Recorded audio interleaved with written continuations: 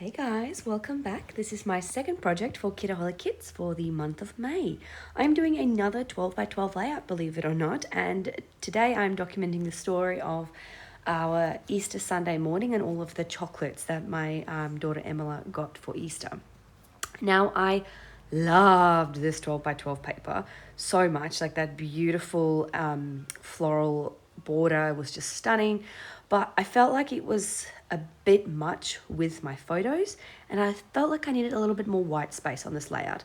So I just fussy cut partially around the outside of that this paper, the inside portion of this paper, and then I'm just going to cut off and create some white space. So as you can see what I've done, it's hard to explain, but you can see what I did. I am going to stick that to the 12 by 12 white backing paper, and then I didn't want such a harsh line there, so I'm going to take my new border punch, which is as difficult to use as my old border punch, and I am just going to punch just a more delicate, beautiful, frilly, whatever border. This is me trying to figure out how to use it because the first time I ever used it, and I have now since figured it out. But yeah, that's the border you can see there, and I'm just going to stick that as sort of a trim to the bottom of that harsh line. You don't see a lot of it in the final layout, but I feel like it does make a difference just because it is quite a stark line and I don't really like that. Anyway, so I'm going to stick that down and then I'm going to start working on the rest of my photos. One thing I feel like I should have done with this particular layout is make my photos a bit smaller, because they tend to, for a layout that I wanted to have a lot of white space, the photos tend to dominate the layout a little bit.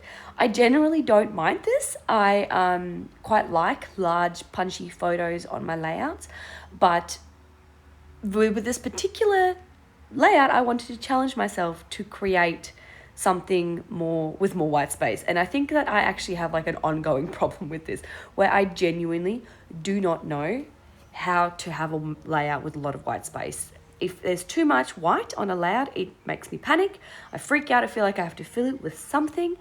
I can't, for the life of me, just leave white space be white. So I think that's why as soon as I saw the photos were a bit large, I didn't really care.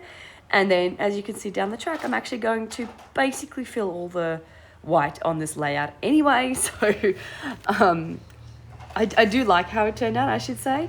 But it's just funny that like my aim for this was to have lots of white and I just did not succeed in that at all. Now, I cut those photos down and I wanted to use some backing paper, and I loved this milkshake paper, but I didn't really know how else I was going to use it. So I thought it would be fine to use it to back one of the photos, and I'm using this tape paper to back the other photo because obviously all the colors match exactly right. So I'm going to stick these two down and I'm going to make them go at a bit of an angle like so. And the one of my daughter I wanted at the front because I don't really mind if that gets, I don't really mind if the background gets too covered up. And in terms of titles, I didn't know what title I wanted. I wanted literally like 5 titles from this particular layout. So I've decided to split the difference and I'm going to go with 3 titles. So it's going to be Magical, Awesome, Happy, I think the title is going to be ultimately. But the way I was thinking about it is like, it creates a nice like visual triangle. So I'm like, it's okay. It makes sense. Plus, all those beautiful pastel rainbow colors just made me happy.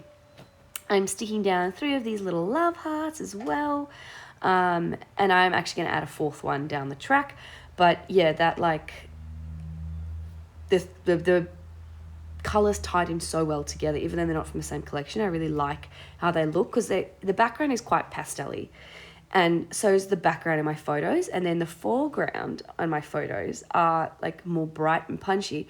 And that's kind of the same thing in the layout. Like the embellishments that I'm using are more bright. So I like that ties well together. The person who loves color in my heart feels very happy. I am taking these teeny tiny little sprinkly dots that we got in the kit and I'm just going to sparkle them all over. They're very shiny. You can't really see on camera, but they're very pretty and sparkly. They create just the perfect amount of like dazzle to a layout. I'm going to add some of these ribbons because I wanted some different texture, but I couldn't quite figure out how to adhere them to the layout. So I'm just stapling them, which means that they're all kind of around the border because my tiny attacher doesn't have the longest arm. This is where I'm adding the the fourth heart, and I also added a fourth little ribbon. Now I am going in and I'm just going to add lots of sprinkly stars all over the layout, which I have been doing for the last 6 months or so, and I just love how it looks. Like, I just really love how this looks. It means you can just create your own embellishments, and it's amazing. Now going forward, I'm doing some journaling. I did my lines there, and once the journaling is done, I think I'm going to add my date, add a tiny little border, yes, that's it. I'm going to add my date, then I'm going to take a Posca marker, a purple one, and bring all the purples in from this layout and just create a border around the white part of this layout, which you'll see towards the end there. And I'm using that same Posca, and I'm actually going to add like a few little dotty dots, spotty spots around as well, but not too many. Just kind of where I put those those sticky gems from before. So where am I? Oh, there I am. I'm going to add this border, add a few little dots, and then call this layout done. Thank you very much for joining me, guys. I will see you all next week for another layout. Bye.